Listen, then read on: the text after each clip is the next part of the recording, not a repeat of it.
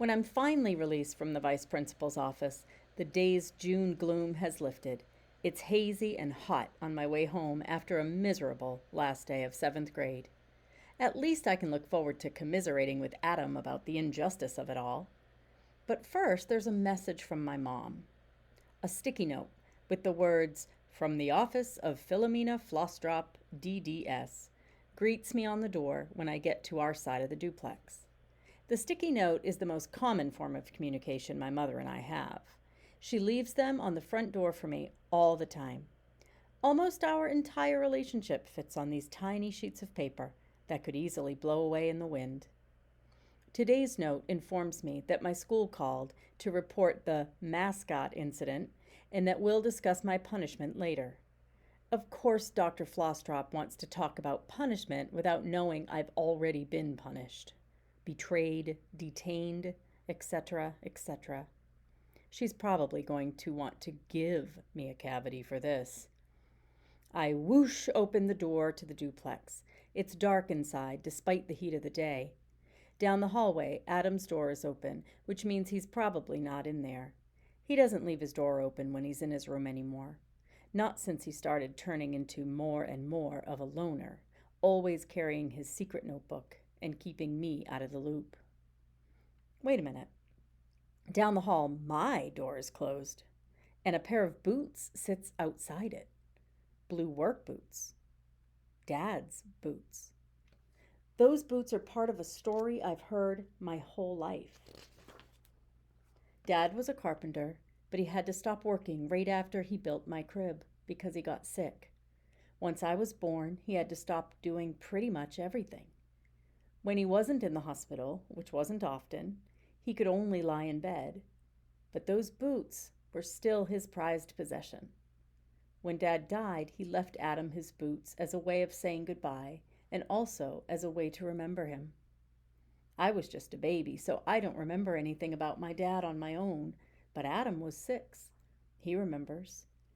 Thanks to him, I've known about those blue boots forever, and I know Adam loves them more than practically anything. As soon as he turned 16 a couple years ago, they fit him perfectly. He wears them almost every day. He was just wearing them this morning. But Adam's not wearing them now. They're sitting right here outside my door. Then it hits me.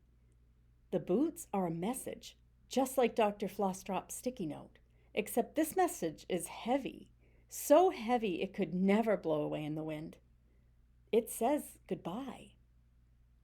And you only say goodbye when you're about to be gone. The skin on my arms and legs bristles with cold, and I run into Adam's room. Some of his clothes are missing from his closet. His bike is still in here, which is pretty weird, considering he basically rides it everywhere. Despite driving big trucks at Starving Artists Movers, where he works, Adam doesn't ever drive a car. In a frenzy now, I search the duplex for a note to tell me where he is and when he's coming back and why in the world he left without saying goodbye in person. I don't find anything.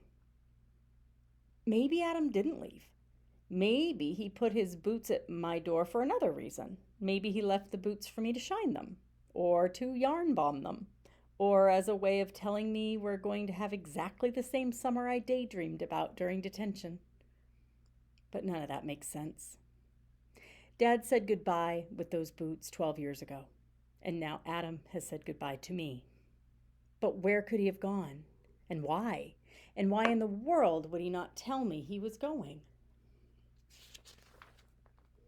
Dr. Flossdrop won't let me have a cell phone, so I use the phone in the kitchen and call Adam's number. It rings and rings. When it finally goes to voicemail, it's not his old message. His old message was him talking like a robot, saying, "Adam Flossdrop, human on planet Earth, looks forward to communicating with you. Beep, beep, beep, beep." And then the phone would actually beep. Now all I hear is an automated message saying this number is no longer in use.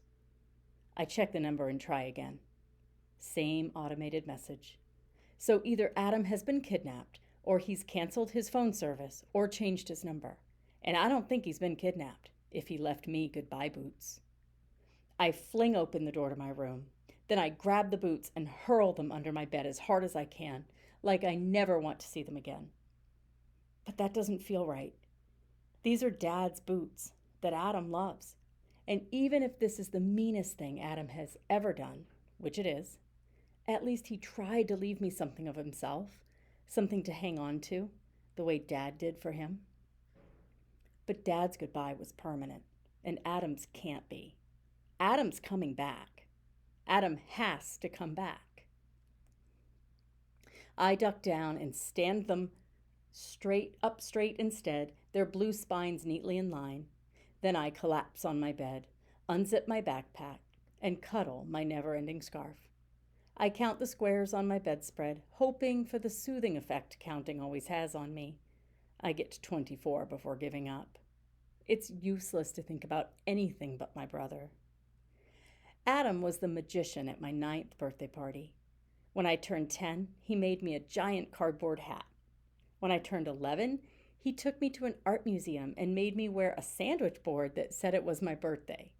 When I turned 12, he planned a scavenger hunt, and I had to solve clues to find out where we were going. It ended at the fountain downtown, which we swam in until security kicked us out.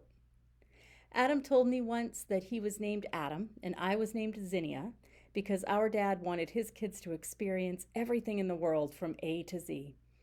That's how I used to feel with Adam, like we had all the letters of the alphabet connecting us. But now he's left me here, a dangling Z. I'll turn 13 next year. Will Adam even be here? I take all my confusion and sadness and shape it into something else, something stronger with sharper edges. I point it at Dr. Flossdrop, fast and fiery and full of thorns. She's the one who drove Adam away. All their conversations this past year have been variations on the same theme. Dr. Flossdrop wanting Adam to go to college and medical school, and Adam not wanting to. It's all her fault. Adam would have stayed with us forever if Dr. Flossdrop hadn't pushed him to be more like her, if she'd just let him be a performer or a magician or something. Himself. The true artist he is. She's the reason he's been getting distant, and now he's gone. Even my never-ending scarf feels scratchy rather than soft when I remember how their fights had gotten worse and worse lately. Dr. Flossdrop was always warning Adam not to be useless. Uselessness is Dr. Flossdrop's archenemy, right after sugar. She's probably the most useful person on the planet. If someone finds a lost cat, she'll find it a home. If there's a pothole, she'll report it. If you have a petition, she'll sign it.